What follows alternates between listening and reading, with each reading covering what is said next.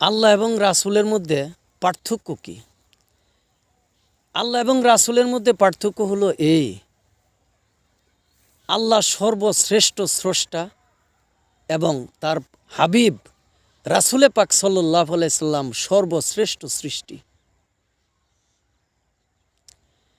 কিন্তু আল্লাহ পাক কখনোই তার হাবিবের সাথে কোনো পার্থক্য তিনি সৃষ্টি করেননি। তার দলিল, মান ইউতির রাসূলা ফাকাদাত আল্লাহ, যে ব্যক্তি রাসূলের আনুগত্য করলো নিশ্চয়ই সে আল্লাহরই আনুগত্য করলো। এখানে রাসূলের আনুগত্য করলে আল্লাহর আনুগত্য হয়ে যায়, রাসূলের সাথে আল্লাহর কোনো পার্থক্য সৃষ্টি হয়নি। সূরা নিসা ৮০ নম্বর আয়াত।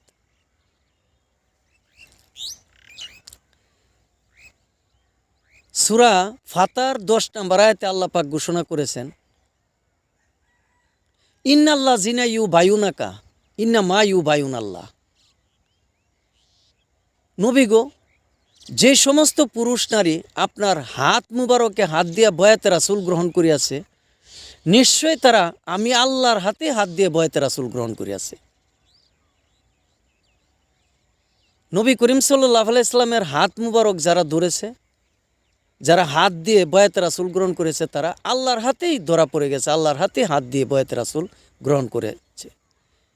এখানে আল্লাহ এবং রাসূলের মধ্যে কোনো পার্থক্য দেখা যায় না। সূরা নিসার ১৫০-১৫১ নম্বর আয়াতে আল্লাহ পাক ঘোষণা করেছেন, যারা আল্লাহ এবং রাসূলের মধ্যে পার্থক্য সৃষ্টি করে, প্রভেদ সৃষ্টি করে, তারা খাঁটি কাফের। সুবহানাল্লাহ। আল্লাহ পাক তার হাবিবের সাথে তার পার্থক্য যারা সৃষ্টি করবে তাদেরকে তিনি কাফের হিসাবে ঘোষণা করেছেন। কাজে আল্লাহ এবং রাসূলের মধ্যে যারা প্রভেদ সৃষ্টি করে, পার্থক্য সৃষ্টি করে, ছোট বড় এইসব নিয়ে ভাবা চিন্তা করে পার্থক্য সৃষ্টি করে, তারা খাঁটি কাফের। আল্লাহ পাক নিজেই তা ঘোষণা করেছেন।